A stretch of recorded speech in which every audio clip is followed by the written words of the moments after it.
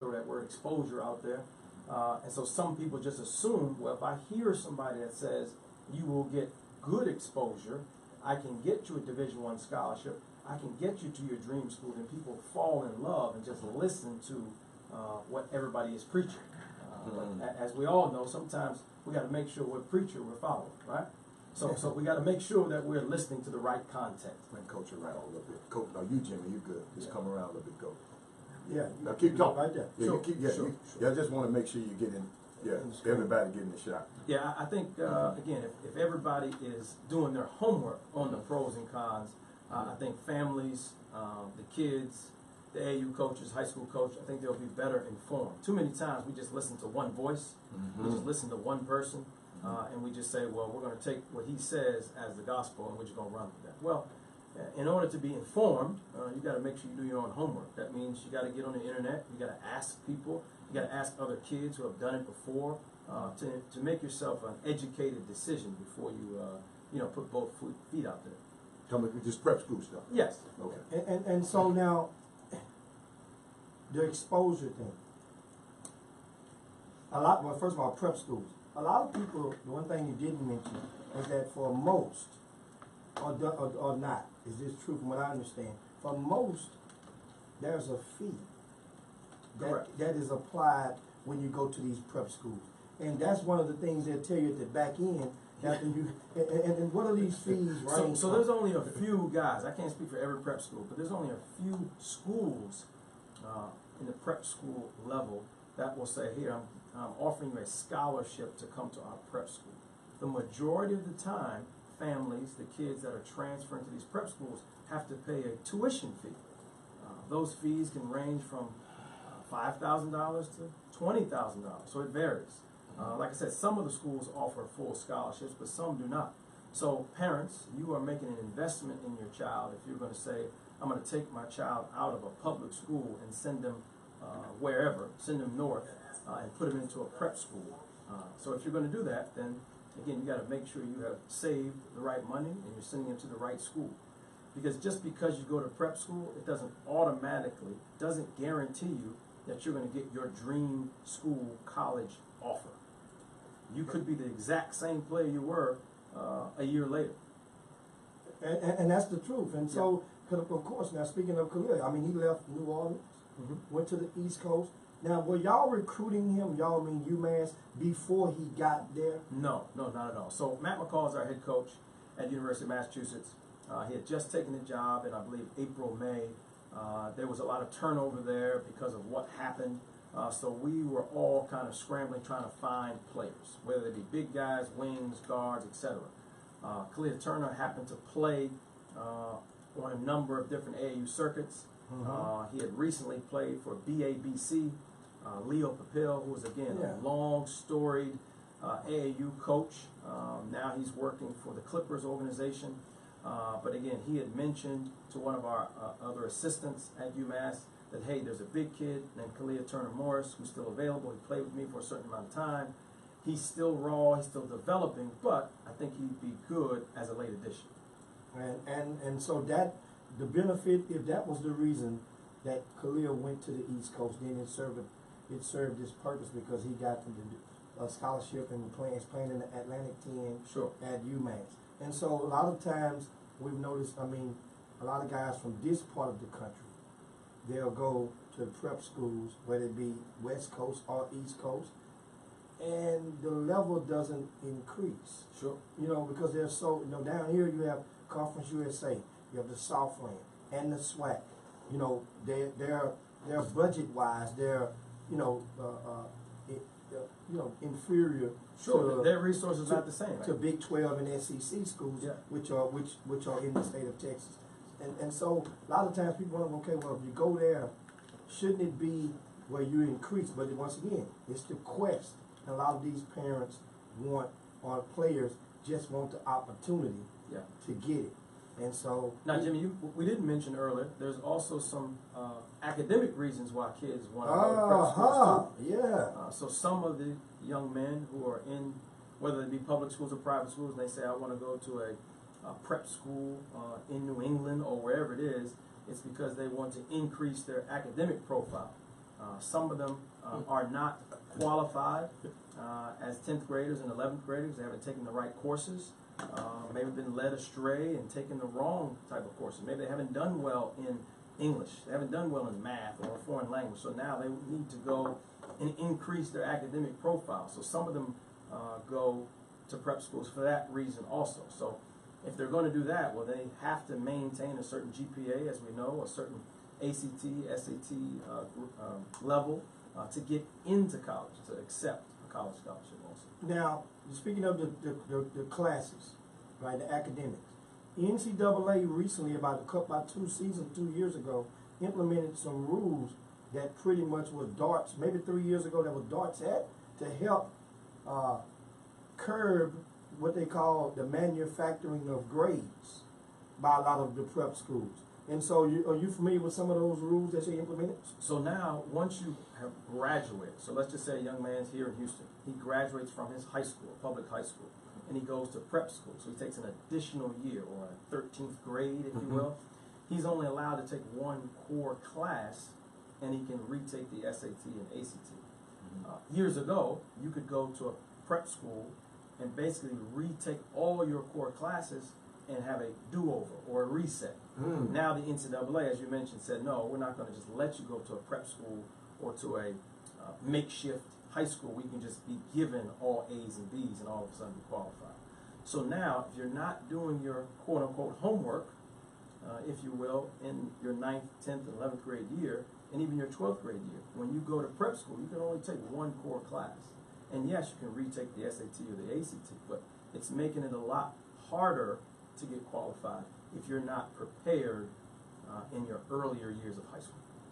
So, what are some questions for parents that are watching that can help arm them to combat or wean off any of the solicitations from a prep school? Because I've heard a lot of stories where they come in and parents are unknown to what's going on, and they're telling this, telling that. What are some of the checks and balances that you can provide some parents with that can help them?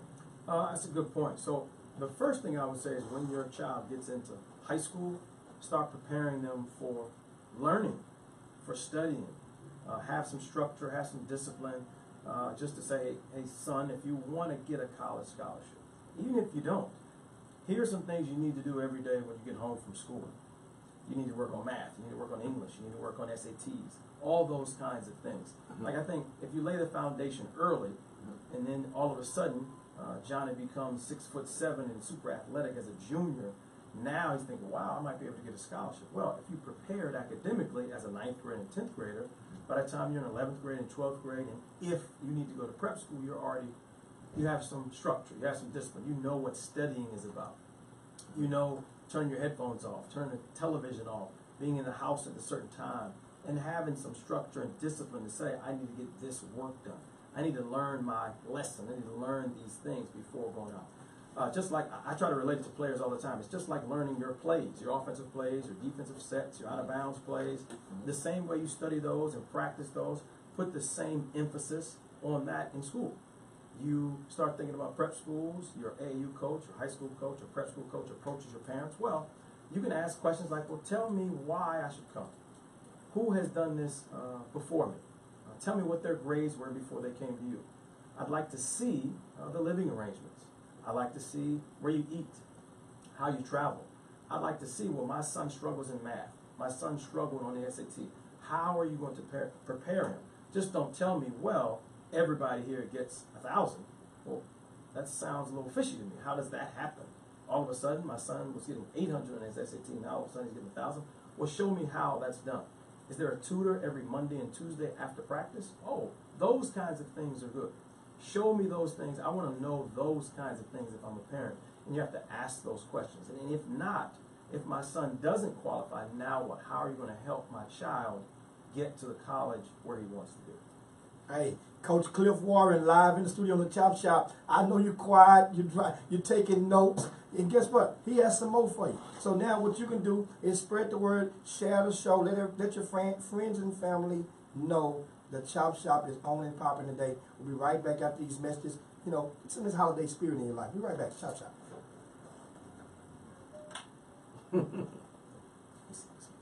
Merry Christmas, baby.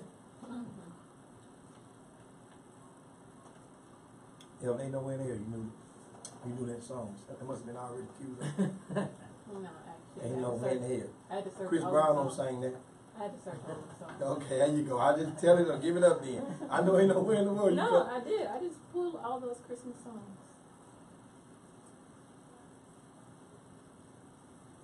What was some barbecue at? In the hospital room. All day Friday. Big Six barbecue. Big Six barbecue. They did all right, man. Like that. How do you get all these sponsors? Like every time I see an event, you got new stuff popping up. I mean, you just gotta work. You work a deal with some of the people, and Yeah. it helps them exposure. But what we don't have is the financial sponsors. You know, like Sure, the sponsor that's dropping the checks, that's helping Right. to pay for the facilities. Right. So, but we got like this guy, Big Six Barbecue, right? You came on Saturday. So on Friday, he sponsored the hospitality room. Okay. He fed all of the teams, Okay. especially the ones from out of town. Sure. Fed the coaches from the local teams and the whole teams from out of town. That's what he did. And so the return for him was he got to park his food truck Right out front. out front. Perfect. You know, he didn't, and he understood. He didn't try to sell out his food truck Yeah. because it would have been a conflict, or it could have been a conflict with Houston Independent School District with their solicitation rules. Ah. So he curbed right inside the legal ramification of the rule, parked his truck out front, got supreme advertising, and our PA announcer gave him a plug every quarter Perfect. of every game. Every half, he got one plug over the PA system, and which was cool. And then you know, we didn't have enough time to put him on our programs and whatnot, and put him on a digital board. We didn't have enough time to do that. They missed the deadline for that. But that was a great for him. Yeah, It's a yeah. great return on the investment. Oh, yeah. Great return on the investment, because he had his banners up front and all that. So Big Six Barbecue, and that's a cool thing to do. Small, and I encourage a lot of you guys got small businesses out there at these events of such. You're in the building already watching your kids play. Go to your coaches and work a deal and ask them what it costs. You know, if you can buy the team some pizzas after a game or something, and in exchange for putting your banners up at your local high school game. Yeah, that's your community. If we get smarter, because you know, there's a lot of people in the stands that don't know you see people in the gym every game. Sure. Don't have a clue what they do for a living. Right. You know, it might be the insurance guy here. Hell, you can use the whole building. You can sign them if you need them. Sure. But they don't know you sell insurance. It could be so much. We have to, going into 2019, we have to all get better, or get motivated to get better at networking, even at the grassroots level. Just letting the person know what you do. Sure. Otherwise, they don't know. You're right. You don't know. But yeah, that's the ticket. But guys, the Minutemen in the building, that's Alfio. What's going on, Alfio? He says, "What's up, Coach Warren?" Alfio VZ with the TJ Ford Foundation. Tell him what's up.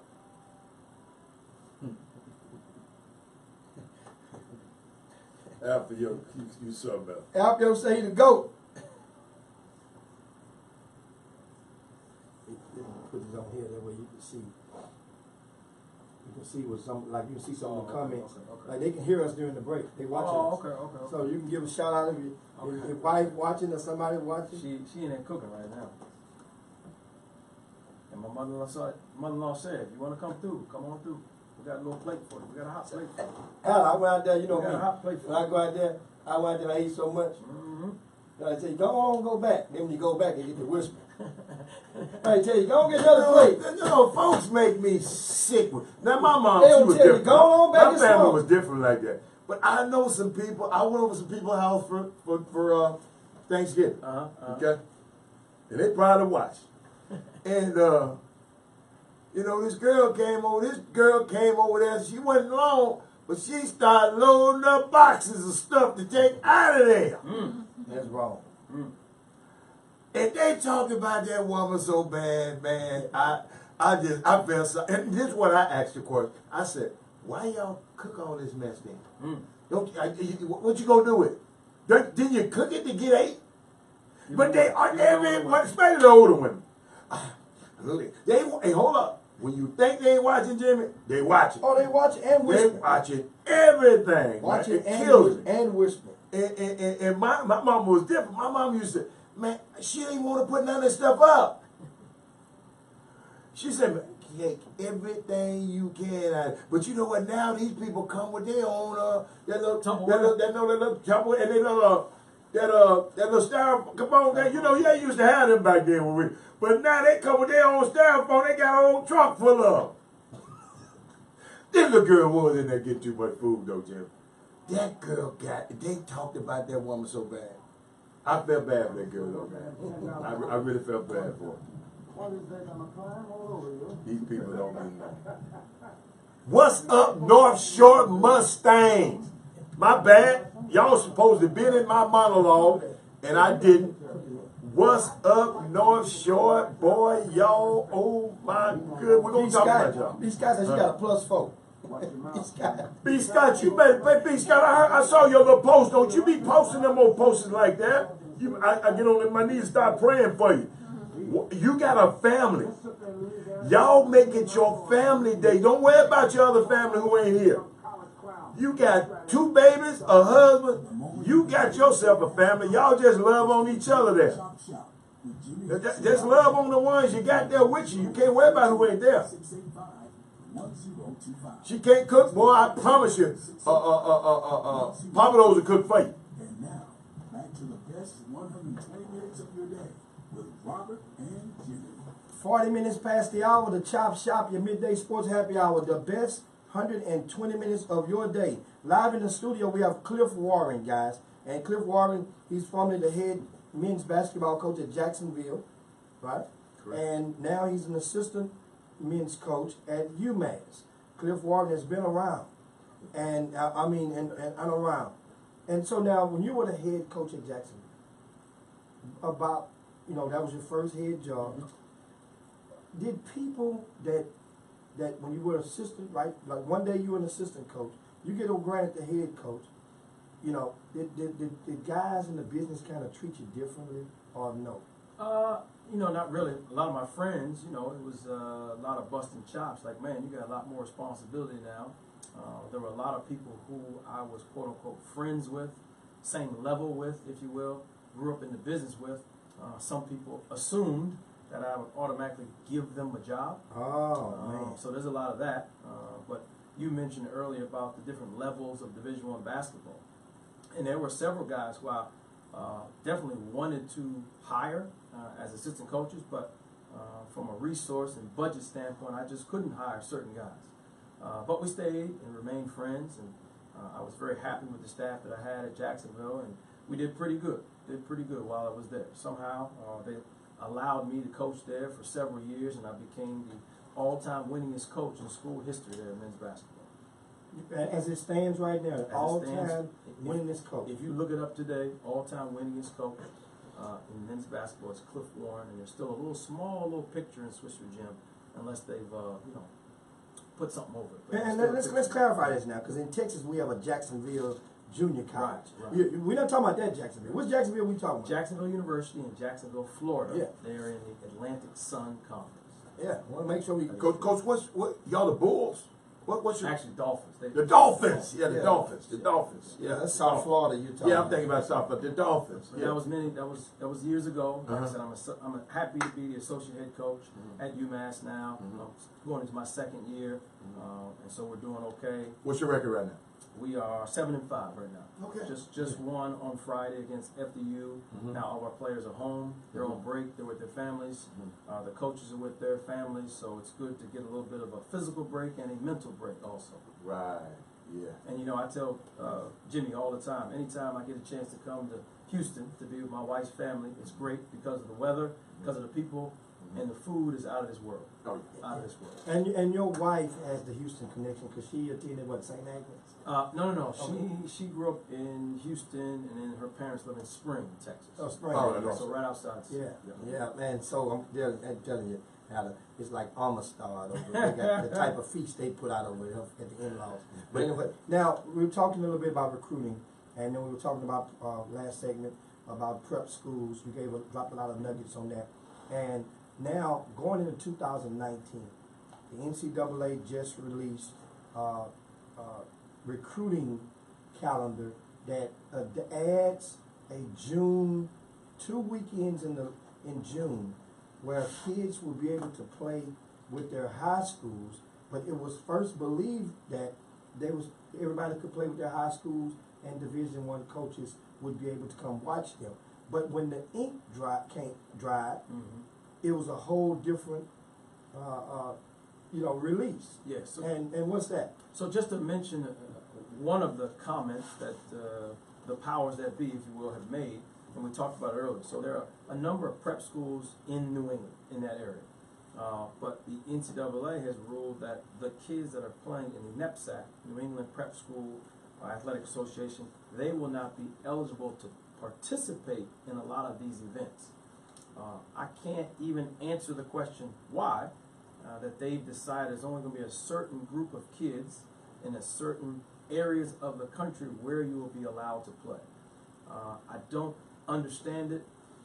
I think there are going to be a lot of kids, and if we're just talking about the New England prep schools, if you look at the history over the last 5, 10, 15 years, there have been several high major players. There have been a handful of NBA players, pros, that have gone to prep schools, whether it be Brewster, Northfield Mount Herman, Woodstock, to name a few, Putnam Science Academy. There are several prep schools that have produced high major players, and some have gone on to play professional basketball. So now we're going to limit that scope of college coaches to see some of these high school players. So back to your comment earlier about what should parents start to ask? Well, parents need to find out what the NCAA rules are and find out, well, if my son goes to your prep school and in June and July, where can he play? Where will your team be playing in June? Will he play with the high school team in June? Okay, because the AAU season, the travel ball season starts in July, where college coaches can go out and see him. Well, I want to make sure my son, if he goes to a prep school, can be seen by other college coaches and not just play in his own gym and just get the word of mouth that my son is good, even though nobody's seen him. And of course, parents, you out there, hopefully you're taking notes and getting these nuggets from Coach Cliff Warren. He's assistant coach at UMass, and this is helpful intel. And so that, once again, in June, there are, as it stands, unless the NCAA moves to modify their recent decision, there are many private schools or prep schools that will not be able to play in front of Division I coaches during this live period, during the last 2 weekends of June, right? That's correct.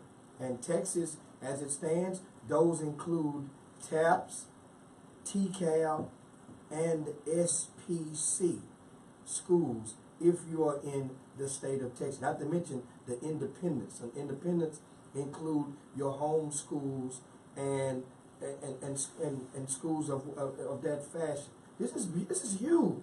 This is really huge. Now, in July, they just released last week, they're going to do 4 regional camps during the weekend of July, from the period of July the 23rd to the 28th.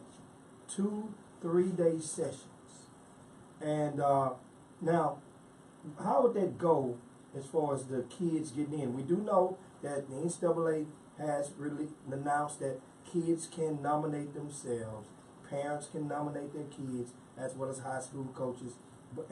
But also, what will the college coaches be able to do to get those kids in?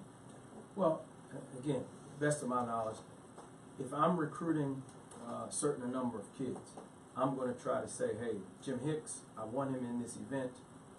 I'm going to, champion his cause because I think he's one of the better players, because I've seen him before, and I want to see how he plays against the better kids in that region.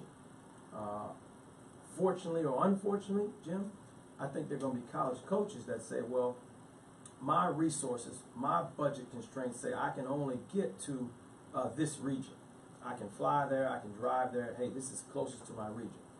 But the kids that may be best suited for my program may be in a different region. So now we're going to kind of roll the dice and say, well, do I roll the dice and spend more of my budget to go to another region to see some players who maybe academically can get into my schools? Say I'm at an Ivy League school where the grades are at a premium. I may have to go to a different region to go get the players that are best suited for my program. There may be some faster, more athletic guys in southern states, if you will. And I may say, well, I play a certain style, I may have to go to that region to get players. So again, I think it's going to be a roll of the dice. I think this is really an experiment, in my opinion, by the NCAA. So I think it's going to have to get modified at some point. And what would be the better modification? Well, again, I don't think there's a right and a wrong answer. I don't think there's anything that's specific or best, but I just think it's such a drastic change from what college coaches are used to and have been used to over the years that it's going to take some time to adjust. I personally would like to see, if you can regulate how many events are going on during a certain weekend, that would be better. Typically, a college Say coach. that part again. So if we could regulate how many events go on a certain weekend, that might help college coaches. So instead of a college coach going from LA to Vegas to Georgia to the Northeast to wherever, Friday, Saturday, Sunday, I think if you limited the number of events that could take place, I think that would help college coaches get to and from and see the most prospects, the best bang for their buck. And of course, now that would open up another can of worms, because that means now you're depriving the opportunity for certain people that want to operate those events. Sure. And so I think the NCAA bit off more than they can chew when they agreed to go in and stuff. They didn't realize how much was under each layer that they were attempting to pull back in order to solve it. Well, let me ask you a question. You're kind of on the other side. You run events. They've been dynamite. Like you mentioned, I came in town and got a chance to see your Christmas crossover event, which I thought was first class. Hospitality was done well. The players were really good. The venue was incredible. Again, I thought it was well received. But if you're running an event, what's coming first? The players, the exposure, or the people running the events? Because I'm kind of 50-50 on it. Are you running the events to help the kids? Or are you running events to help yourselves? Because there's been so many people that have popped up in the last 5 years that just say, hey, I can make money by running an event. If I charge the teams X amount of dollars, if I charge the fans X amount of dollars, and the college coaches have to come, so I can charge their booklet, packlet, entry fee 4 times as much as I charge anybody else. Now I can make some money, especially, Jimmy, if I don't have to pay for the venue. Maybe I'm a high school coach. Maybe I own a rec center or whatever it is. Maybe I own my own facility. If I charge college coaches, parents, and teams X amount of dollars, and I do one event a year, this can be a big chunk of change, if you will, to help me and myself and my family or my program, if you will. So I'm always curious to ask people who run events, well, who are you doing it for? That's my question. And then, it goes back to, well, you talk about parents and families and coaches. Well, why are they coming to the event? And well, first, the reason for doing events, every other person has their own different motive. And with me, it first started as providing an opportunity for the exposure. Because when, back in 2001, it was, the Willow Ridge High School had just made their mark as a high school in the country. You only had 2 sneaker teams at the time. So the have-nots that included a multitudes of Division I talent very well superseded the haves. So Houston was a platform for that, and I saw that void. That was the reason at first. And then it eventually evolved to the point, we're talking about 18 years later, it evolved to where if you're going to do it properly, because you have to go into the business aspect.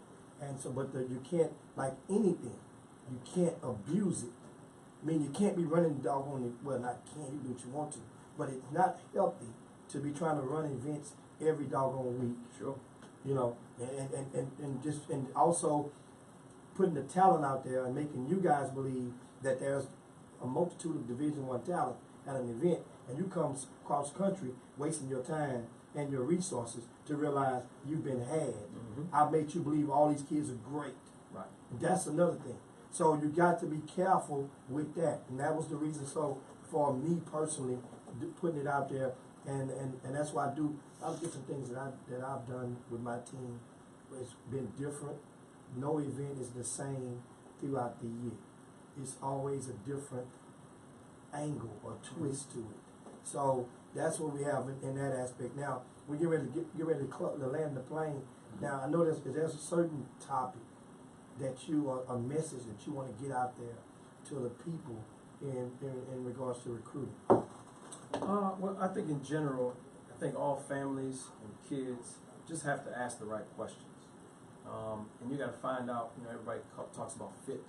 You want to make sure the school that you're going to say yes to is the right fit. You want to make sure the coach and coaches that you say yes to is the right fit. People talk about family. People talk about those kinds of things. Just imagine parents and student athletes out there. You're going to say yes to a coach. You're going to say yes to a program. You're going to be around them 24 hours a day, 7 days a week. The kid is. The kid, correct. Not the parent. Very rarely do you get time off. Most schools these days, Division I schools, want their incoming freshmen to come up during the summer. That's right. So that could be 6 weeks, that could be 8 weeks away from your family and friends around these coaches. During the school year, Thanksgiving, Christmas, holidays, spring breaks, you see all the other students going home. Student athletes, you are with your teams and with your coaches. So who do you get along with? I heard a podcast the other day, but they were talking about hiring. They were talking about networking. They were talking about search firms, et cetera, et cetera. And they were talking about one of the biggest reasons why people get hired is quote unquote likability.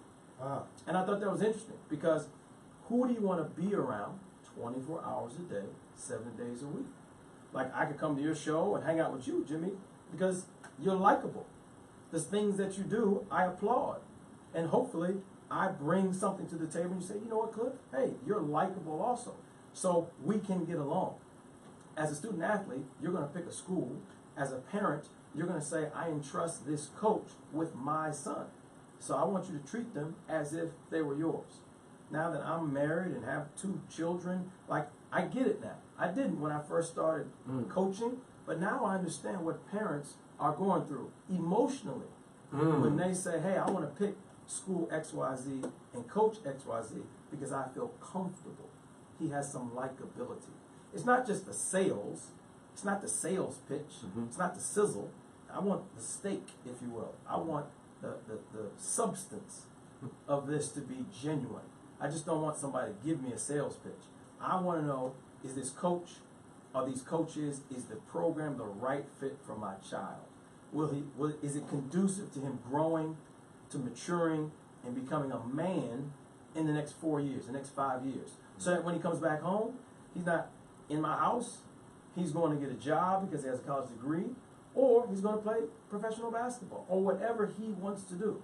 But because those coaches invested in my child, because he learned about life, not just how to shoot a jump shot or drive left or play defense, he learned about life. And that's the way I approach things in recruiting. And now I understand what parents are, like I said, going through emotion. I mean, man, Coach, you're dropping nuggets, man. You're dropping too much nuggets. Yeah. Too many nuggets. I mean, the parents out there. That man good. Like coming to America. That's it. He's got likability. That's it. We thank you so much for joining us Thank on the you, Chop Shop, Coach. And once again, thanks so much for coming in and sharing that intel with us. Well, lastly, how can they get in touch with you? What's your social media or your email address if parents have more questions about some of these topics? Email and Twitter, both very simple. Email is cwarren@umass.edu. And I'm only on Twitter, unfortunately, @CliffWarren. I'm on Twitter, so most people can That's all find you me. need. Again, I'm not on Snapchat. I'm not that hip. Snap the check. I try to stay away from it, but I do check on our players on Instagram and all those other social media sites. But again, thank you very much for having me on here. Okay. As I said before, if anybody came to the Christmas crossover, I thought it was dynamite, my first time.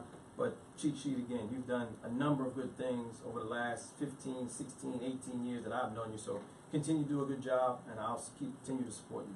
Oh man, thanks a bunch, man. Guys, that's Coach Cliff Warren on the Chop Shop. Meanwhile, we got coming up next segment. Guess what? The state high school football playoffs were taking place this past weekend up in Dallas. And we have one team that's went viral. That's the North Shore Mustangs. We have them in the studio live with us after these messages. Meanwhile, guess what? Let it snow right now. Boys and men, be right back. Thanks, Coach. Man, that was good. Hey, I just had to sit back and listen. Yeah, Coach, come on, Can I Coach. take this? Yeah, that's yours. We don't get to nobody else. It's warm. Coach, you sit there, you was like, dang, an hour went by so fast. Coach didn't Oh, want go to back. leave, y'all. That was easy. Coach didn't want to leave, y'all. Even get it. Hey, it go by fast, That Coach. was easy. That was easy. But I appreciate you, man. Yeah, no problem. Okay. Nice They, to meet hope you. you they check sitting me out out in the later. lobby. It was a lot of All right. so I didn't I'm gonna call you know. later. All right, give me the little lady. All right. Thank you. Nice meeting you. Nice to meet you. All right. too. What did you say, Heather? There's a lot of them sitting in the lobby. I didn't bring them in here because there's gonna be a lot Okay. going on. All right, let me see what we got. Okay. It's like 5, 6. Oh, yeah, but they got all that. They got enough. We got this. We're gonna put that chair over here. What's going on? Boy, they got that melon around the neck, Coach. There they go. They got it go. What's up? Robert Hatter, man. Hey, Kevin. Yeah, I'm so proud of y'all, What's going on, man. young man? Proud of you, Coach. Yeah. All right, what's going on? My man. Hey, My man. man, what's going on? Where's y'all get over there? Yeah, y'all sit over here, big man. What's up, babe? How you doing? Right? Yeah, y'all got that 4 seats up here. 4 seats here. We got one right here. We get, yeah, they got, we get all 3 in like that. We all Yes, sir. having a, one of y'all come right here and just, no, one of y'all go on You this good. side. Coach, you get on that side. Let the 2 get over there with it. You get on that side. Come on over. Evan, you gonna give him that or you do it on that shit?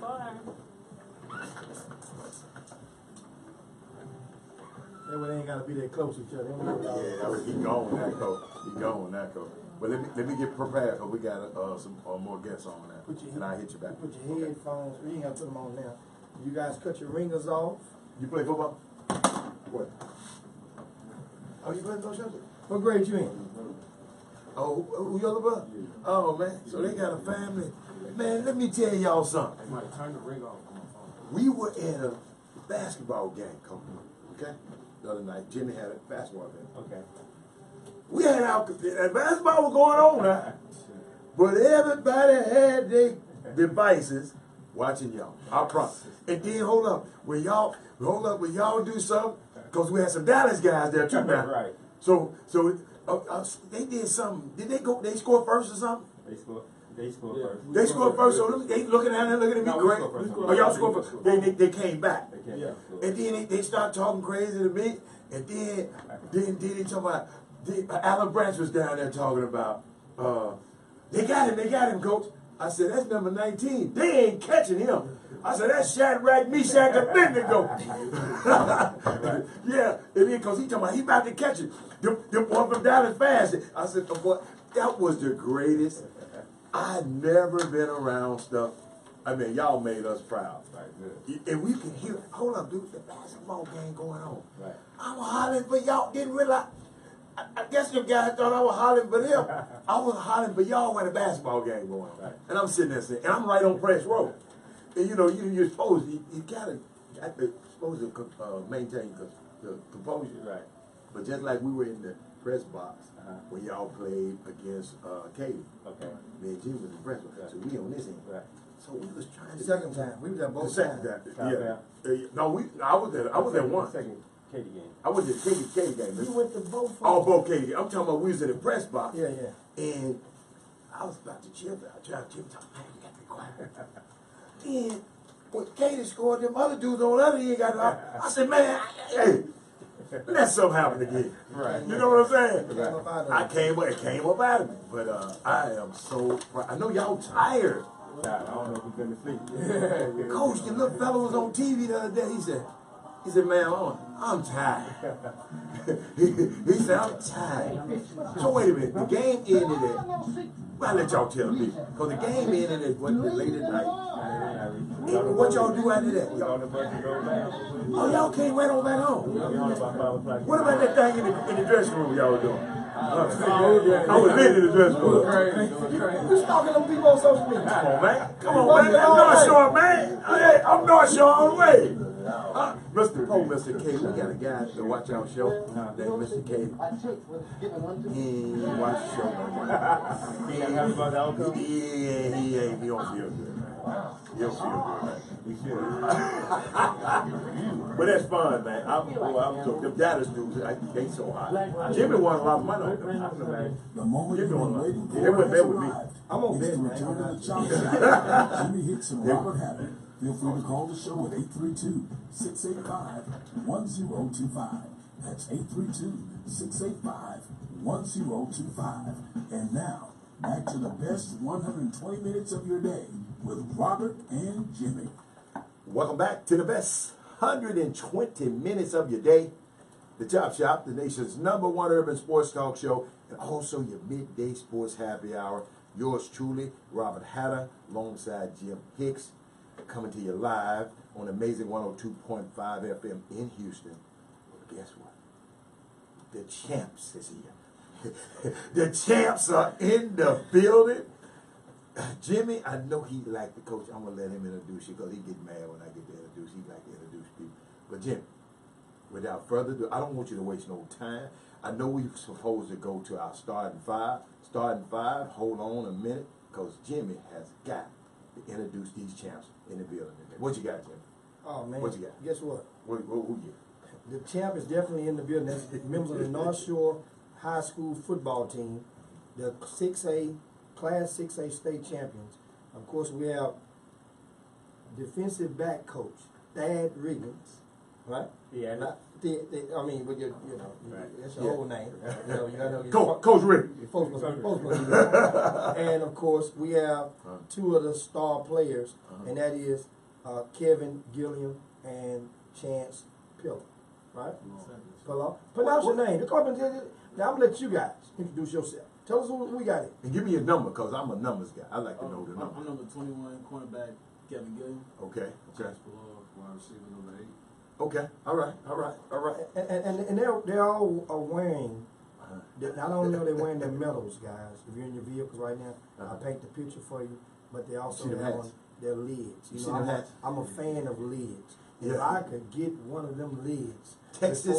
I don't care if we got to go and call the maker. We got to get some more made. Yeah. With some North Shore. You We'll get want some one North of Shore. them? You like that? What does a lid say? Texas. What does that mean to you? I mean, Texas high school football is nothing like it, It's just when you go throughout the playoffs, playing against the best schools in Texas, and just come out on top. It's truly a blessing, what I'm saying? So we answered the call, got Texas. I got one for y'all, because we're live on Facebook, okay? And Coach, our fans are not fans, our contributors, sorry y'all, are on the show. And Lil Rick, he got a good one, because I really want to talk to you about this one, Coach. He says, salute to Zach Evans for deflecting praise the news reporter tried to give him that he rightly and humbly gave to his teammates instead of one of those post-game interviews. He was very classy and very mature. And man, Coach, every one of you guys, even the young guys here now, Coach, what are y'all doing? Oh, these guys are mature beyond their years. They handle this meeting like, man, we've been here before. What you gonna come? You gotta put this a little closer to you, Coach, because I want to hear this one. I think it's a reflection of Coach K. Okay. Yesterday, those guys practice on the football field, making plays on the defensive end, on the offensive end. They also practice in the field. Because that Coach K knows it's going to be opportunity for them to be in front of a camera. Okay. So he prepared them for that. Okay. That's one of the good things about him. He's going to prepare these guys more so off the field than us on the field. So that's the reflection of Coach K. Okay, because I know Coach, they were better than some of them NFL players. Because these guys were. This kid said, "Don't give me other credit, man. Let's talk about my guys." Perfect practice make perfect And Yes. They practice pretty good. None of that team, In front man. of Coach K, so they do a good job. And that little quarterback, he all right with me. I think he already a lot of people. Right now, He just, Coach, you gotta understand, Coach, I didn't know, Jimmy, I didn't know what was going on. I was thinking, this boy in the 10th grade, he got 3 seconds left. What in the heck is he gonna do? I promise you, I was saying, what is he? I know how good he is. Huh? No, hold on. This is a good question. 3 What? seconds left. Okay. You guys are on the defensive side of the ball. He are. So where were you on the last play? I was on the field, actually. Oh, you on the field. Okay, so tell us, take us through, what was the play called? He can't be telling them folks they play. No, he can tell them now. He can tell them now. Man, don't tell He can tell them now. Hail Mary. Oh, it's called Hail Mary? That's all okay. Oh, hell no. We gonna get heaven, cue up Tupac right now. We go to the break. We gonna jam that. We don't normally jam that on the chop shop. Yeah. But that's gonna be the first song in. Oh, Tupac got a song called Hail Mary. Jimmy, you know I don't listen to rap. Jimmy, I'm a lover. I ain't no fighter. I listen to Teddy Pendergrass and Luther Vandross. So while you was listening to all that, okay. Let's go. So how many? When is the last time that y'all practiced the Hail Mary play? Well, really, we you know, in preparation for a game, we always practice. You know, we hope for the best, prepare for the worst. Okay. So we go through any situation that can happen in the game. Every practice. Every practice leading up to the game. Good go. You know, and especially in a game of this caliber, with that caliber of team. You know, we knew that most likely we probably would come down to a play like that. You know what I'm saying? Two great teams going at it, battling head to head. You know, anything can happen like that. So. Wow. And so the ball. I mean, your teammate, the quarterback, Lil Davis. That's my man. I mean, going into it, I mean, sometimes this we can see it. I mean, you think he had a chance to get that ball in the end zone? Oh yeah. He's a smart kid. You know, he knows football like the back of his hand. Seems like he does. So you know, he Was his dad a coach? Yes. He was. Okay, keep going. Okay. When we broke the huddle, man, he told us, "Hey, man, we got it, man. We got one last chance. We gonna do it too. We gonna make it happen." And so He said that when y'all broke the huddle. yeah. Wow. So he lost that joker. No. He came down on the No, ball. Jimmy, did you hear him in his interview? Did you hear? No, he said, look here, man. We ain't losing no, these next 3 years, we ain't losing no game.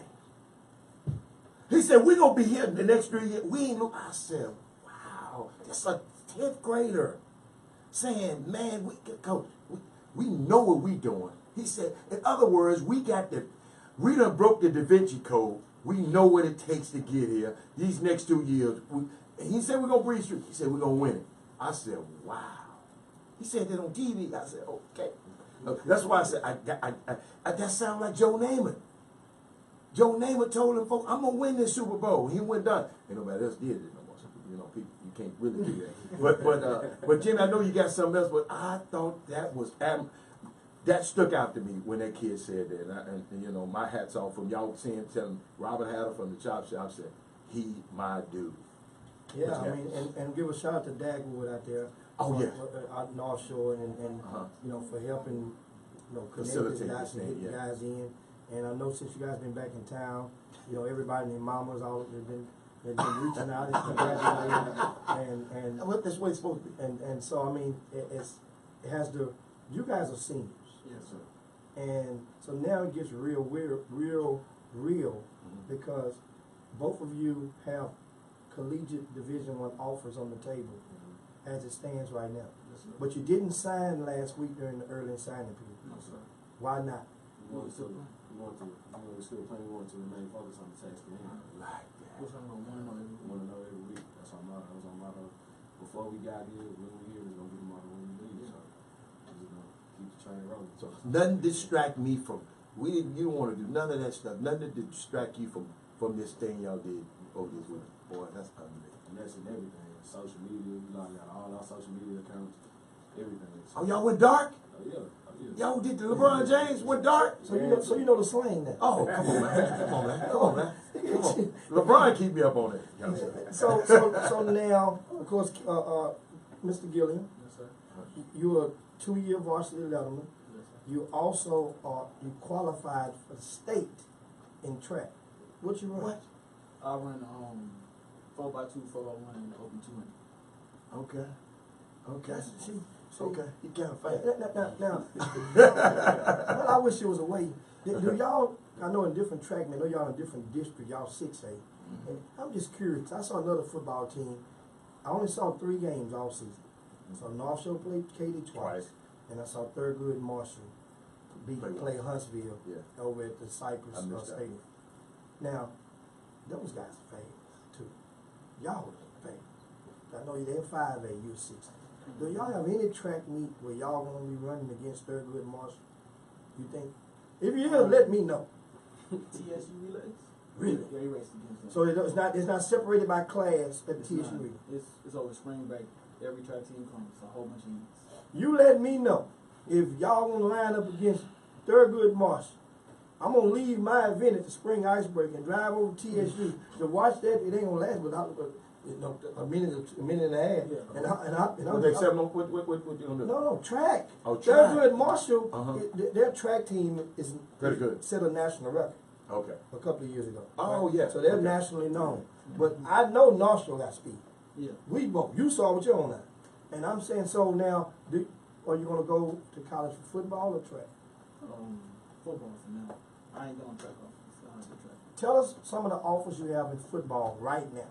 I got Texas A&M Commerce, Northern Iowa, UIW, University of Infinite Word, and Southwest Baptist. And so when you plan on making your decision? Next month, I have to because National Signing Day is February 2nd.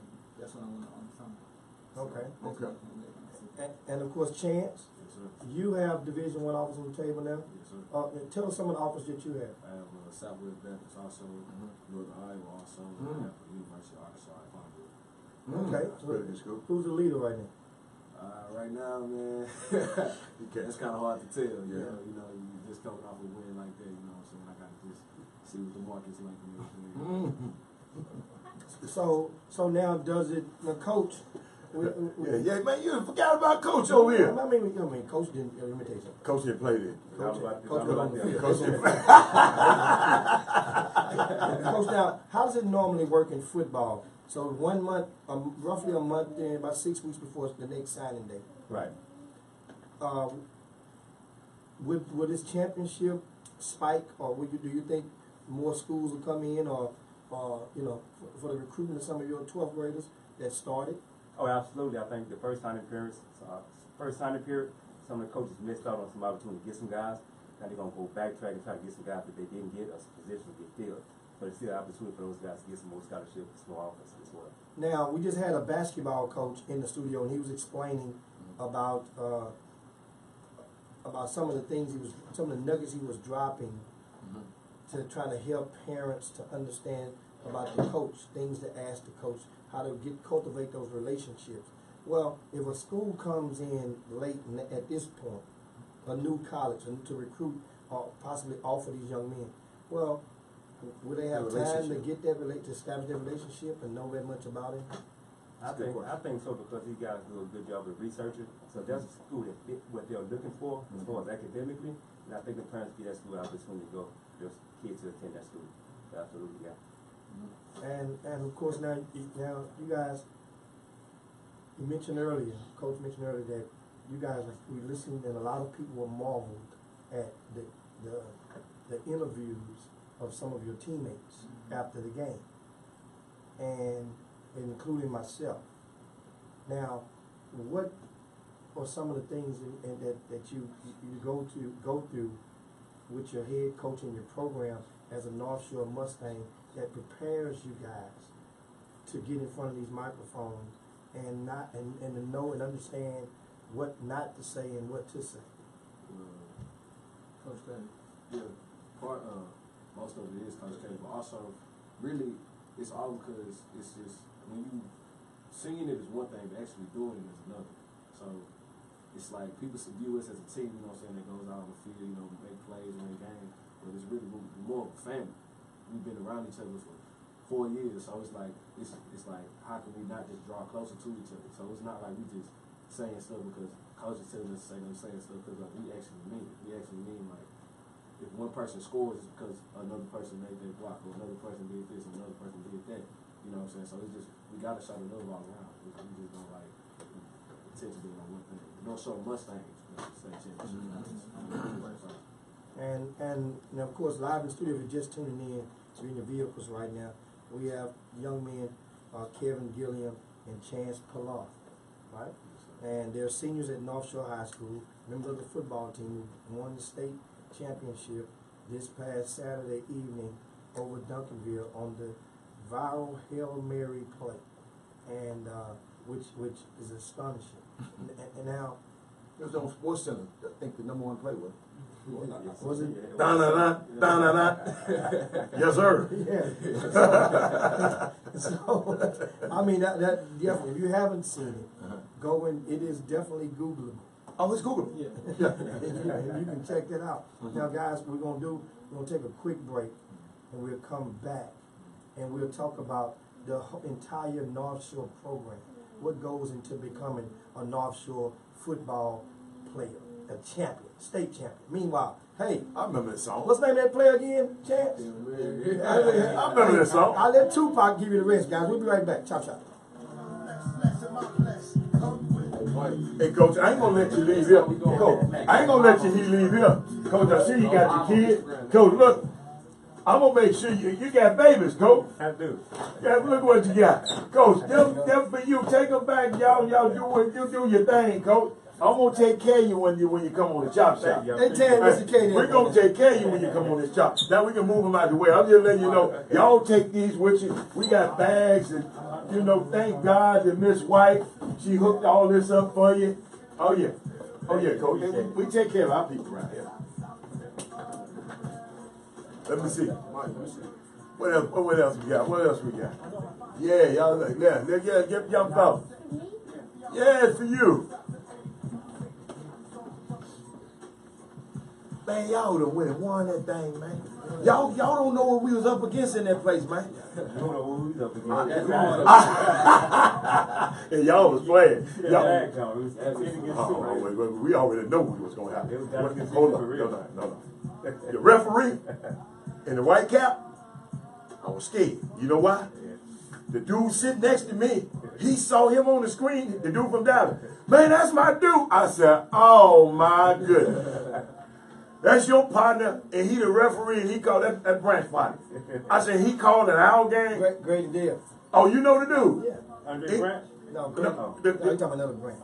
No, Alan Branch. He over boys basketball, Texas. But yeah, it's I said, man, they all trying to cheat him. That dude right there. I said, man, come on, man, don't do us like that. That's all right. Then they call it on my big fella. Big 74, that's my dude.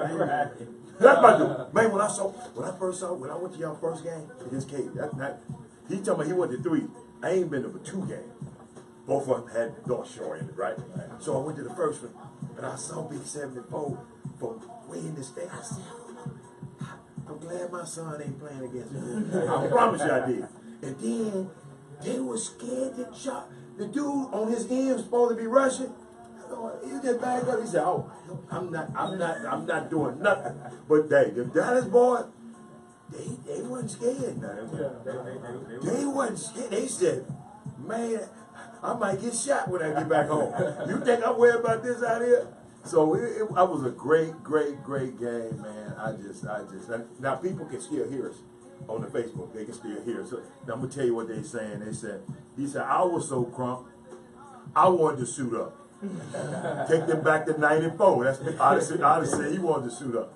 And what Karen Roach said, James Reeder said, must give a shout out to y'all Boosters Club for the support, the ones who are behind the scene that makes all y'all stuff work. That's something, I didn't know. I know Joe, y'all know Joe Stevens? Mm-hmm. That's my guy. That's my dude. And he always talked about y'all. What else he saying? Brotherhood, when not interrupted, is a beautiful thing. This is what Keisha Hayes said, and that's what it seemed. And all of y'all were saying, my brothers. My brothers, I heard that over and over. Man, I'm sitting up, y'all don't understand, I'm sitting up there listening to interviews the whole night. It's real, man. It's real. They really believe in each other. Okay, I can tell, Coach, that was, don't, it was, I mean, it was magic. And you know, that's all like, did y'all see the pro football yesterday? I didn't Y'all- watch football yesterday. Y'all got some rest? Yeah, we was gone. So nobody got up and went to church. No. I went for y'all. Don't worry about it. I got back like it. You got black. Don't worry. I prayed hard. As soon as I. So y'all have, how many buses? We had three. Also, it's 3 buses. Yes, sir. So what you got, a defense? Yeah. Who good? Offensive bus, defensive bus. Trainers. Oh, okay. So hold on, y'all texted me. What happened in the dressing room? What was that look at? What was y'all doing? What was the song? They start going crazy. That was the water bottle. Yeah, glad the water bottle wasn't no champagne. Good. So that's water bottle. I know. Water bottle. That's water bottle. Right. My mama, right? Yeah. I wouldn't give him. That was He was up in that red back. I mean, I got with me and started bringing the water bottle. I was like, hey. We had to go. Who was number 11?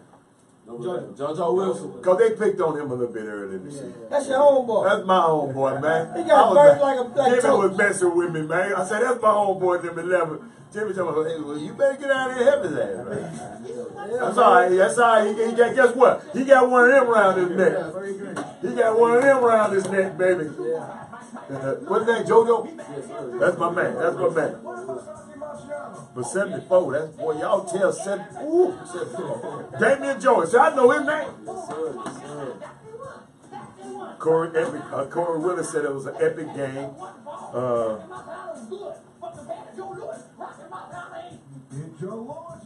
If you go to Alabama, it's on 74. You go to Alabama, big time school. Man, he wasn't losing his composure, man. He got tired of being cheated. Little Rick, let me. You know what? I told y'all, grown folk.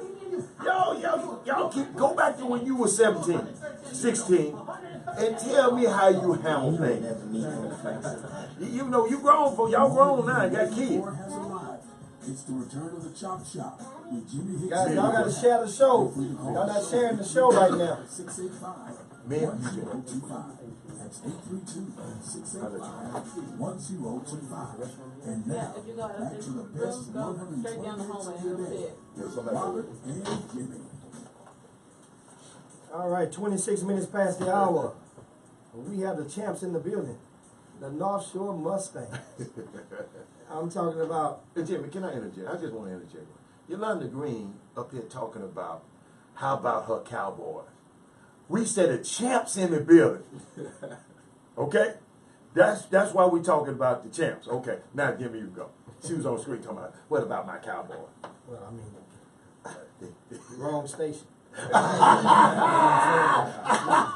The North Shore. This is the North Shore Radio station. right now. That's right. This is the East Side. Yeah. Rocking now. Of course, we have live in the studio. We have Kevin Gilliam and Chance Pillar. These are two members of the North Shore football team who captured the state championship 41-36 over Duncanville this past Saturday evening. Also, we have Coach Riggins live in the studio with them. And I want to ask you guys, going middle school, right? What middle schools did you go to? I went to North Shore Middle School. North Shore Okay. Middle School.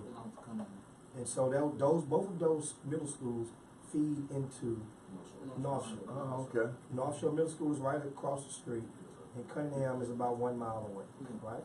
Oh, that's good. On Wallaceville, right? And You know where all those schools are. I mean, Yeah, I already know. Okay, keep going. that's my side. I know. So now, growing up, where did you play Little League football? I played for the Chelsea Cowboys. So you didn't play, you just ran track. Or you didn't do nothing. You know that? I started in my 8th grade. 8th grade year. And what made you get on the field in 8th grade? Ooh. Really my coaches. Put the mic up to you. Pull that back. I had this one coach named Coach Linder. Okay. He seen 7th grade year I ran track. He seen how fast I was. Like, Mike, we went to the field. You could be a running back. So I got on the field one day and we were scrimmaging at 18. started making defense. Uh-huh. Gave him the ball, ran a touchdown. He said, okay, with the team. After that, I've been cool ever since. Really? Wow. So you were running back at 1st, Mm-hmm. and then of course, what position did you play, Chance? I was a receiver. Receiver. Yeah, I always played All the time. Okay. receiver. Then my 8th grade year, I moved to quarterback. I played quarterback from 8th grade to about 10th grade. And then one day, coach, my first game on varsity, coach told me starting at receiver. So Mm. ever since then, at receiver. So now going back to the Channelview Little League. Okay, who was your coach then? Want to give him a shout out? Yeah, I mean, shout out to Coach Ronnie, shout out Coach Chance, you know. All right. People who helped me get my start, man. I appreciate all y'all. I got a question. Were any of those guys? Were any of those guys there Oh, yes. Oh, in, yes. in Dallas at Yes, the sir. time? Coach They Ronnie. were? Mom, Okay. mom got a party bus, got the whole bus loaded up. Mama. Wow. Shout out to my mama. So mama out Hey, there, mama. mama out there flossing. Yes, Okay. Hey, know what you had a question? No, I was just, because at a young age, being a wide receiver, you don't get the ball thrown to you that much. Yeah. You follow? So you was a wide receiver. You didn't get the ball thrown to you that much then. Nah, When I you were young. didn't, but I had certain people in my life, they helped me. Instead of looking at it as a bad thing that I wasn't getting the ball, they helped me look at it as a good thing. Okay. I could really focus on perfecting route running, Mm. blocking. Okay. Me, Okay. I mainly think one of my best parts of my game is I feel like I'm a pretty good perimeter blocker, blocking on perimeter, for running back, bounce that jump outside, I got it. Well, I know Zach really loves you. Yeah, yeah, you love all of it. You love all of it. Yeah, I know. Yeah. And of course, in Zach, he's definitely mature for his age. I watched him, and they tried him more than once with interviews. Uh-huh. And both times Yeah. that I saw. That just meant not to mean it could have been more. And he was like, no, man, it's team. Right. Team. Right. Now, when you guys at Cunningham and North Shore Middle School, both of them feeding into North Shore High School, was there either of those programs that ran similar plays as the North Shore High School, or were they different? Then you get to learn all new. Well, we ran, most of them were the same, but they were the same concept of the play. They were just probably called certain different things. That type of thing. It was kind of like, you can't say all our plays, you can't say all. Okay, I'm just wondering if you had to learn a whole new thing when you got to high school, or were you kind of When we got to high school, it was just more complex. It was really the same thing, but it was just really more complex. They moved you to like either defense or offense. Yeah, I got basically. with defense, so I didn't really know the plays similar to offense. In defense, the coverages, middle school all we ran was one cover set. We got high school, that was one of our main covers, but you learned a whole bunch of new covers too. Our middle school for offense, we ran 2, probably 3 formations with like 4 plays for each formation. But when I got to high school, man, it wasn't just going out there running around. You gotta learn how to read the defense, read the safety. You know what I'm saying? Know when to turn safety hips. Know when to block the safety outside. Know when and when not to cut. And how to run the route a certain way at a certain speed, get to a certain spot at a certain time. Everything just got went up a little. It truly went up a little. And so now you on offense, and you're looking. When do you turn up safety's hips? Really, if I'm running a Hey, man, don't get all your secrets, man. Coach Roach told them guys, don't give up the formula, guys. No. That's how the North Shore from. He's going to college now. He's gone. He's gone. Okay. This for every receiver. Okay, okay. Just fundamental. So this fundamental. This fundamental. Simple, Okay, all right, simple okay. post route. You want to get on the DB's toes. As soon as he turns his hips, just explode out your break and run away from him. You run out your break. So he turned his hips. You gone the other way. Deuces.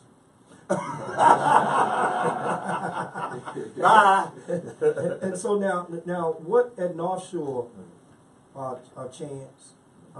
Kevin, what are 2 things that you feel that you've learned in that program that's probably going to stick with you for the rest of your life off the football field?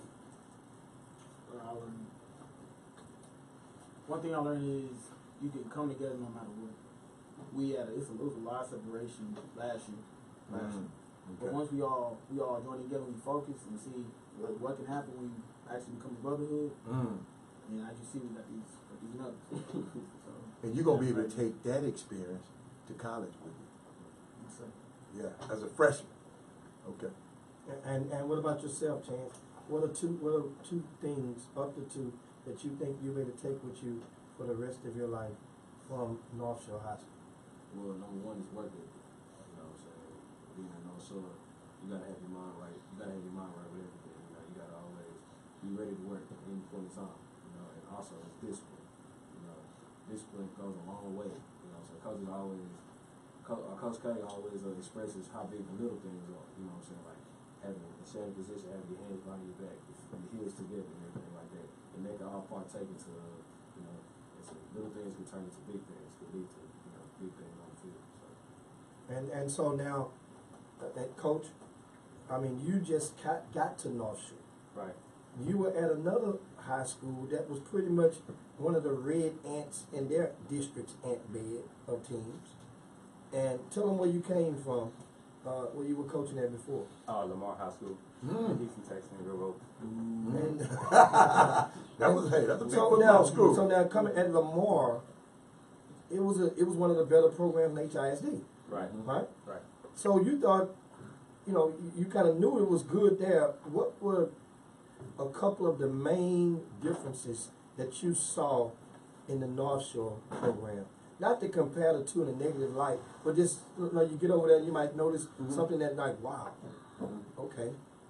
Like you just said, Lamar's a good program, but I had an opportunity to go ahead and visit over at North Shore. And I seen the work ethic. I went to athletic class, and those guys really work. It's a blue collar neighborhood, and you see those guys work without complaining. They go lift weights, and they go to practice. Sometimes they go to practice and they lift weights, and no one would miss a rep. All those kids was focused on trying to get the job done. There was no complaining. You guys really work really, really hard, and I was surprised by that. And I see why they're at the point where they're at now. They work ethic. And you are in charge of the defensive backs. Right. And so like during the game, you know, you're on a separate bus. So you're on the offensive bus. What are your specific roles during the game? Or during the week in preparation for the game? I actually coach the cornerback, so my job is to get them prepared for, you know, for the defensive back position. So that's my role for that. A lot of times with those guys, as you said, some guys you get burnt, you got to pick your head up. Yeah. Sometimes you're going to face some challenges, you still got to pick your head up. And one thing Coach K is really good at is accountability. So you have to be here to account for everything that you do, even as a secondary guy. Because it takes one play till you get burnt. The next time, you got to get back in the game. Wow. So accountability is real at that defensive back position. And now, ironically, over at Lamar, you also was the assistant basketball coach. Right. Okay. And so now football season's over with. Are you going to get on the bench with Sam Benitez? Him a little bit. I'm back on the ground with basketball as soon as we get back. Oh, that's good, Coach. My son actually plays basketball in the okay. at North Shore, so I'll be back on the ground. Oh. Okay, and so North Shore's only lost one game on the basketball court this season. Right. They're one of the top 5 teams in the area. And so which team will you be coaching? Or are you just going to be an assistant? I'm going to be the sophomore head coach and I'll be assistant coordinator coach on the assistants. Well, that is a great thing. Congratulations. This is definitely a new day over in North Shore. Are there plans for a parade? That I'm not sure of. I'm going to call Joe. I'm pretty sure it'll be something special for these guys, but you know what they accomplish. Yeah, because school is out. It is. You know, and so, but that doesn't mean that these guys are out of sight, out of mind, because now you pretty much go anywhere. They have the medals around their neck, guys. Right. So, and they have the caps. They bring it over here, y'all. Yeah, Texas tested is what is inscripted on their caps, and those were given to them after winning the state championship from the UIL. Each of the state champions received those hats at every classification, meaning they're Texas tested, and they should have put a hashtag on that in UIL for marketing. That way they could got that hashtag out. Kevin Roach said something unique, Jimmy.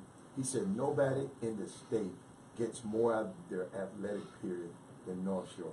He said boys catching buses to the weight room. You catching buses? Where's the weight room? Is the weight room not at school? The ninth graders when they ninth go graders. When we were in ninth grade, we had to catch buses to go to the senior high to lift weights and stuff like that. Wow. Back to ninth grade. Ironic part is the weight room is not attached to the high school, so those kids hustle up. 2 minutes to get from the high school to get dressed.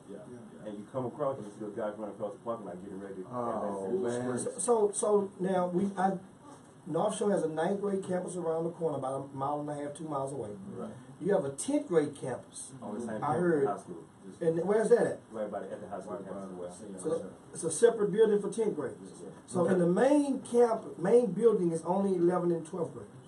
Oh, okay. And that works well. It does. It's been working well so far, yes. Okay. That's one thing you didn't have at Lamar. Absolutely. Yeah, we didn't have Right. a separation, though. So that helps. And so the one thing about it, understanding how the makeup, and we're giving you guys a reach in to how North Shore is different. And Coach, what's the attendance at North Shore High School? Do you have that? I think it's maybe like 4,400. I think. 4,400? I think. And that is a lot of students. Right. That's a lot of students. Meanwhile, guys, we got the North Shore High School. And when I get back, I want to ask about the fans, Coach. Y'all fans, man. We got to talk about them when we get back. No, they ain't fans, but they fanatics. Jim, that's the root word for fanatics. They the full word now. Now, guess what, guys? We'll be right back after this quick little jingle from Johnny Hathaway. Oh, yeah. Chop shop. Hey, Angela Roman said, "What's up, Coach Rick? Love from Tennessee. She all the way from Tennessee, man. Oh, that's good. All the way from Tennessee. I'm from Memphis. Oh, you are? Yeah, what part of Tennessee is she from? I'm not sure. And what part of Tennessee you're talking from? What part of Tennessee are you from? Just called Theatis. Yes. Oh, Theatis. See, I can't see no more Theatis. Because it's a Theotis, then Theatis. Your mama said, I'm going to be different. Right. Yeah. I don't know too What many do you yes. need? You need something? What do you need? What you get, man? What you get? It's in the car. You gotta wait. You got some water? You want some water? You like these, Kelly? Hold on.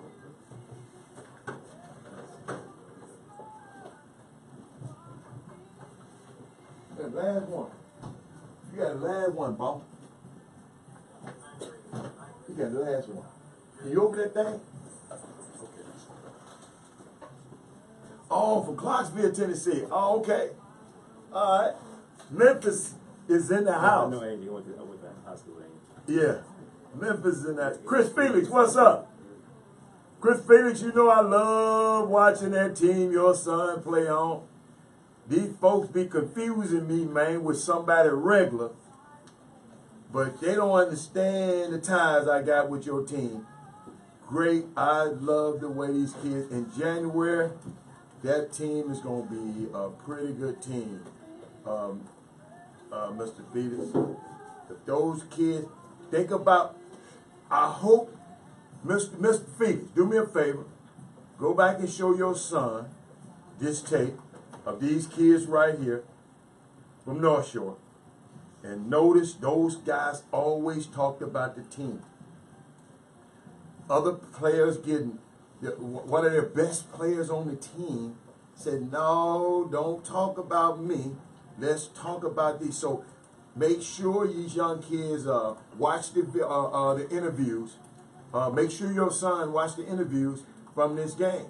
And I'm sure Coach Woods, I'm going to text him and make sure he showed that whole program what these kids can do. And he said some key. He said it wasn't always this way. He said last year was a little differences. He said, but they worked those things out and did what was best for the team. And every team in Houston, I love for y'all the basketball. It's basketball season time now. How good y'all basketball team gonna be, Coach? The varsity. They 13-1 right now, so they rank The them. varsity? I think they rank them 8 in the state right now. I think right here. Jimmy, In some polls, I think I know I got them in the top 5. you ain't mentioned about old North Shore. Yeah, they they beat talking my about. alma mater, Sam Houston already. So I know Sam Houston. Yeah, they beat Sam. They beat Sam Houston. Beat them by 1 in the championship of the Goose Creek. Okay, all right, okay. But yeah, let's every team. Let's follow that. You know, we got college team. Man, I got a college team, man, that's out here. The parents, man, got the players. Like the parents, the folks at home, got the kids so confused. The kids thinking about it, man, just messing up the whole season. I mean, it's unbelievable. It's college basketball players, Division I basketball players. Right. And then you got some high schoolers saying, man, forget all that. It's bigger than me. It's bigger than me. It's bigger than me. I see Karen Roach. Karen Roach said we sneaked up on the writers on the basketball. Now Jimmy been talking about y'all. He just ain't, He waiting till district start. Jimmy, don't you that when you really start trying to see how they gonna gauge the district? I didn't saw him play twice. And remember they was in the season opener. They beat up on Nimitz in the season opener. That was the first game. Okay. The moment you've been waiting Beat them by 30. That was a red flag. Nimitz didn't have all the clear. Still, that was a flag right there. They made it to the semifinals over at the Cypress tournament. Oh, Max Prep national champions as well. Yeah, Okay. yeah, they did it on yesterday. Yeah, doing the start driving now.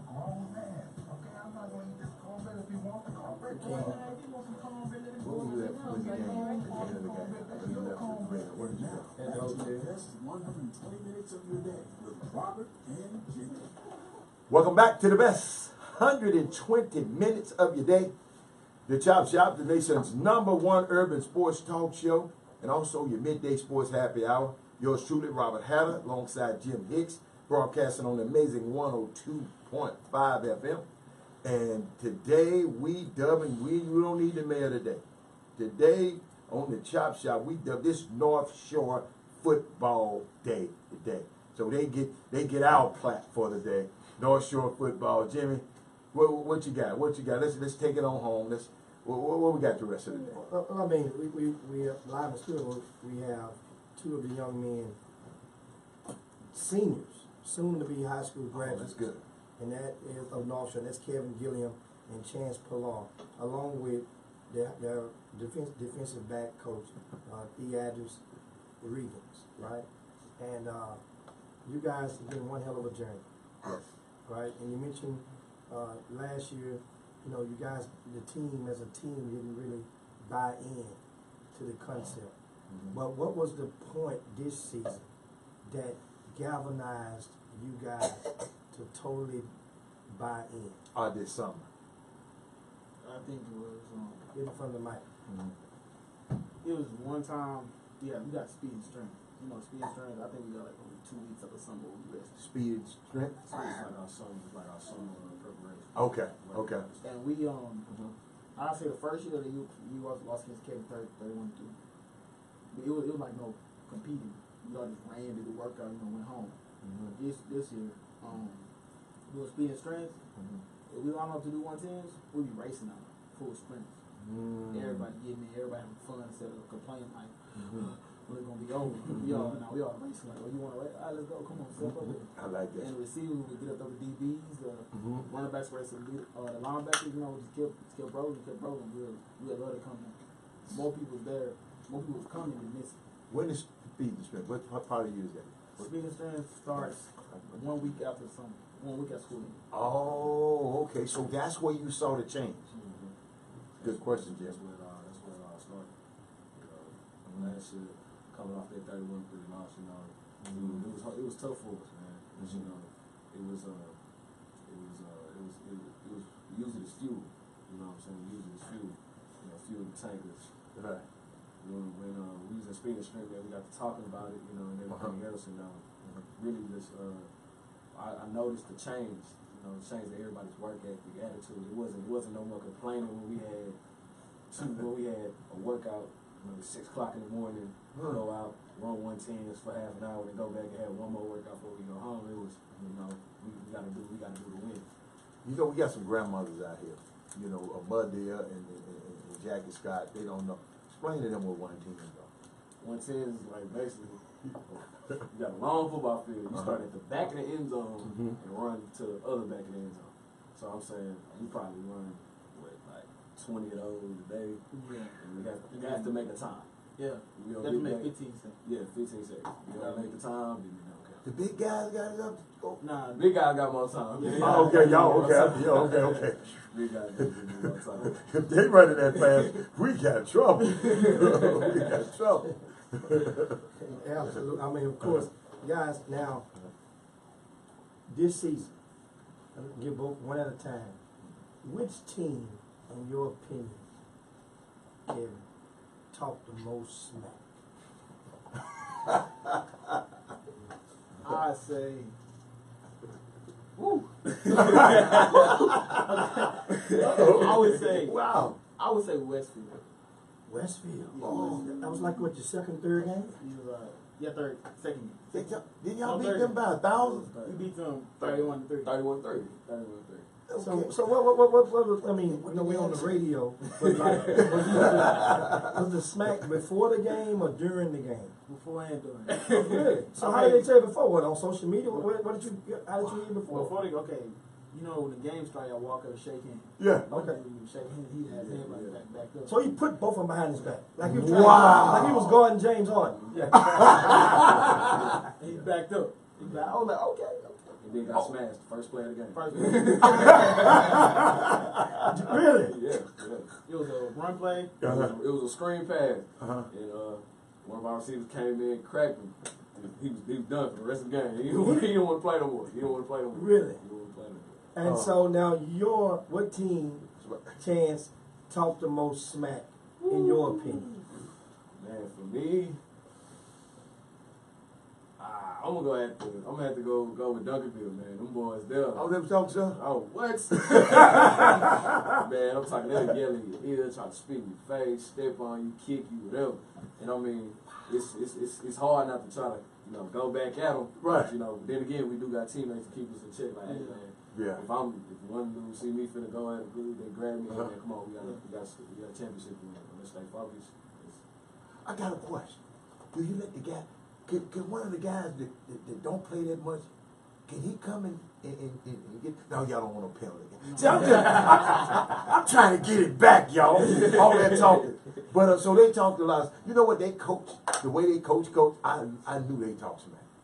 I saw they coach, and it looked like they was going to talk smack. Jimmy, why you ask that question? Jimmy, see, he messed. I mean, that's part of the game. And so you mentioned one of the guys spit on you. Oh, they do So that. that's common? How many times, is that common or no? I mean, anything can happen in football. On the You know football. what I'm saying? Especially when emotions get to flying, you know what I'm saying? We both all on the same goal, especially in a game of that caliber, in a game like that atmosphere. He spit on you. That's all right. I got the goal line. That's right, yeah. So now, next season, North Shore opens at home against Caden. Yes. And Coach Riggins, that game at the Galena Park Stadium, which is ironically on the North Shore campus, that game's, will it be a sellout? Absolutely. Most definitely. Come on, man. Be a sellout. Will it be a sellout? Yeah. And I know I'm going to be there. And do you expect, what's some of the other teams that you're going to play next year? Because schedule, in football, y'all schedule already done. We played Westfield again, played Ridge Point in the preseason. And of course, we played district games still. So the Westfield game is going to be at home also We then. played Westfield and then Because you played them on the road this year. Right. So you beat them 31-3 At their house. over there. Right. Yeah. I know you're going to be, He going to put politically you know correct. what PC mean? Politically correct. Politically correct. That what Coach going to be. I know y'all, with me, y'all going to Because guess what? Y'all gonna No, Jimmy. They going to be going anyway. That's They going to be in college. That's why So they can talk. Okay. What's going to be the scope? When they play Westfield, I'm going to ask you, Kevin. That's the team that talk the most smack. Yeah. You going to reach back to them, your people, and say, Hey, man. remember that guy? We don't care what his number is, but I hope if he returns next year, what are you predicting the score going to be against Westfield? At home. Most likely the same. Maybe. That Because may- we got this year, our defense was filled with a lot of seniors. Most of us. Oh. During that game, Westfield, I think only two juniors played. They had young. The other cornerback, Jordan Wilson, and Corey Flatt. So if they find a whole new squad and they get together like how we did, the same score. Especially not that losing their quarterback, they're losing some of their receivers. It'll be the same score. So Who taking your spot next? I'm sorry, Jimmy. go on. Who taking your spot next? Jojo Wilson, That's number 11. and up to start, they both juniors, so they would be playing corners. So now, but he just mentioned most of the defense. You got to replace a lot of guys on defense at North Shore. Line D-line, Okay. 2 safeties, 2 linebackers. We got I think DB wise is pretty good because most of them are juniors too. Okay. Like Jordan Pollard, Marcus Cockrell, Upton South, all of them. They juniors, so they can be coming back too. And they played a lot during West Virginia too. So Coach Riggins, he got his hands full next year. Coach gotta go to work. He can handle it though. I think with the Northfield program, it's next man up, and Coach Katie and the It's program all did a good job of developing kids. So it's not. So the guy ready. It's not player based, it's systematic. So those guys are gonna be ready to play next year, regardless of who's leaving and who's coming back. So How did your JV do this year? I think they may have lost one game. They won district. So the JV was good. The freshman. Who the one game they lost to? Katie. So Katie JV beat y'all? JV. That's what I'm talking about. JV. Yeah, So you JV. know how them guys feel coming in next year. That's your opening game. Mm-hmm. Give me your prediction on Katie? I told y'all he was messing, man. Absolutely. Oh. I like that. I like that. Oh. You know what? Coach K taught y'all well too. Coach K, I'm ready to get you in here. Your slick self. You know, I do want to ask him because these guys getting ready to go off to college. And I saw you brought this. You know, you must have ran out of white paper at home. So I want to talk. Can we talk about this? Because it's they're getting ready to go off to college. So let's talk about this article. Let's end. We're gonna end the show with this article right So here. we got two topics we want to do. Okay. One But real I quick. want to hear them And talk about that's that. over the weekend. Mhm. LSU men's. I'm sorry. LSU football team. Two of the players, Clyde Edwards, and of course Jared Small. They were in Baton Rouge. These guys both are Baton Rouge natives. Went to high school in Baton Rouge, and they went online. You know, guys on social media. Like They were Craigslist. trying to sell one of the electronic items, Mhm. and the guy tried to jack. Mhm. So one of the football players in LSU He put out has a his gun too. pistol, Mhm. shot the young man, killed him. Mhm. And so now, And call the police. and The players called the police. that was the key. And did right now, of course, now the police has released a statement saying that they both did indeed act in self-defense. Okay, these are the type of things that, you know, once again, you have to undo your chin strap at some point in time, and you become a student athlete. Well, you are a student athlete all the time. So, what are your thoughts in regard to the violence? Or how are you guys going to ensure or do what you can to help keep yourselves out of harm's way? A lot of things you can't control, but then, come on now, you're going to meet with somebody to sell something in the middle of the evening, middle of the night. You know, what are your ground rules? How you guys have been programmed to not get in that situation? I mean, really just watching who I hang around, you know what I'm saying, and I'm making sure I keep myself in check, and if I see my teammates keeping them in check too also, if it's something I know I'm not supposed to be doing, you know what I'm saying, I'm gonna think about the consequences, you know what I'm saying, like, if I do this, like, what will happen, what will be the result of this, with this really what I need to be doing, I need to be doing something else, you know what I'm saying, it's just, that's in anything, you know what I'm saying, should I be up all night on social media, or should I be studying for a test, you know, type deal, so, it's really just all about, you know, holding yourself accountable. And that feeling you get, like, mom always told me, if you feel something messy, something fishy going on, don't do it. So if I'm in college, like, I take that with me to college. Say somebody want to go to a party or something, I'm like, if I feel like, nah, I need to get ready for my game, need to focus, watch some film, I'm gonna do that. And they get mad, I can do nothing about it, but that's how we brought up. And of course now, you guys live in the studio just tuning into the Chop Shop. We have Kevin Gilliam and Chance Pilar, two seniors from North Shore High School football team. You guys, lastly, want to ask you about your academics. What's your GPA, and have you taken the SAT or the ACT? Yes, I'm taking my SAT and my ACT, and my GPA right now is about 3.4 or 3.5. That's your cumulative, that's your core. My core. That's your core? Okay. My core GPA 3.0. 3.0. And so the feeling, the grades, well, what's no pass, no play? How many of those have you had this season at North Shore? We've not had any kids that fell off the football team. Not one. That's Wow. And say that again now. We've had zero kids that Zero. Zero. Nada. At the Katy game, that was one of the fans, one of the listeners of the Chop Shop had reported to us that where he was seated, the fans one of the fans in earshot had mentioned, I know, like something to the nature of, I know y'all not gonna let them beat y'all again. Do you get that often in a lot of the games, and how do you guys, young fellas, because you're gonna get it, it's happening. How do you hear it but not hear it, or channel the emotion and keep it on the football field in regard to antagonizing, race baiting comments? Basically, just focus on the matter at hand. Our motto for this season was go 1-0 every week. We never, going into the season, our goal was never to win the state championship. It was to just get better week by week. You know what I'm saying? Everything, just do better than you did the last. Every practice, just do better than you did the last practice. And one of our goals into the game is not to beat the other team, but don't let us beat ourselves. Don't let North Shore beat North Shore. Make the least mistakes possible. And like you just mentioned, these are intelligent kids. They physically gifted. So I think they're smart enough to understand, like, if somebody tries to challenge you and try to get you outside of your game, that's going to cause your team to lose. I think these guys are smart enough to understand that they're not going to get themselves in that situation. Well, that's a good thing. And guess what, guys? We're getting ready to land this plane. This went too fast. See, an hour went by fast. It's a Chop Shop. Y'all on the radio. You're on 102.5 FM. Give your shout out and give your thanks right now. And because it's Christmas. Who you wishing your Christmas to? Hey man, Merry Christmas to all y'all, man. Thank y'all for tuning in. Shout out my mom, my pops, my coaches, teammates, man. The whole East Side, the fan base, man. Love y'all. Appreciate the support, man. Just shout out to North Shore, we want to stay. Shout out to my mom too, his mom, my pops, all of them. Shout out to my little brother Mike. Shout out to my sister, all of them.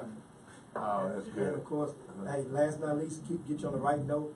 When you go back to school, favorite 2 teachers. Favorite 2 teachers. Miss Simmons, my health and science theory teacher, and can I do 3? Cause I got 3. You politics. Dr. Sexton, my medical microbiology teacher, and Miss State English teacher. Bang. All right. You in all 4 classes. You played the game right. Come on, give me a shout out to your teacher. Shout out to Mr. King, my environmental science teacher. Shout out to Miss Sherma, she my forensic science teacher. And Miss Newsom, she ain't my teacher, but she helped with the snack and something. Newsom got the snack. Miss Newsom. All right. And hold on. And shout out to Mom with the party bus. That's my girl. I bet Mom had that bus crunk over there. Hey, Coach, man, thanks so much for bringing these guys down here. North Shore High School, your Class 6A 2018 state champions. We are out of here. See you guys. Hey, happy holidays. See you guys next Monday. Yeah, next Monday. Yeah, y'all go out. I'm going skiing. Get out here. Chop shop. Yeah. Man, it's good, man. Golly. Hey, Curry Roach, you don't have to tell me. I was listening to Jimmy. Did you hear the classic forensics? Come on, man. Man, y'all getting it in. Take it, get all of them. Take it, you got a sister. Okay, take that. We're going to take a picture. Get everybody. Get our picture, y'all. Are you okay? Come on, y'all. Can all of us get in here? Okay.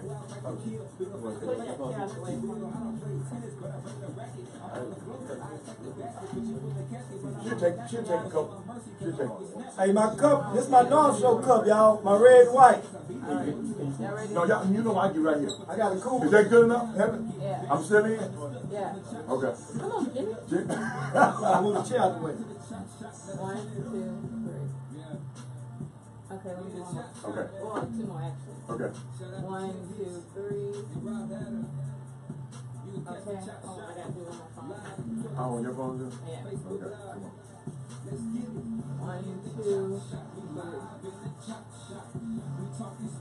Number one.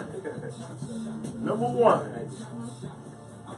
What y'all saying, guys? Yeah, they on that talking stuff right now. Ramon, you want me to turn up? I'm going to turn up in a minute. Make sure y'all let us know what school y'all going to now. Okay, make sure you get in touch with us on some kind of way. Yeah. Make sure. Let me make sure y'all got my stuff right now, folks.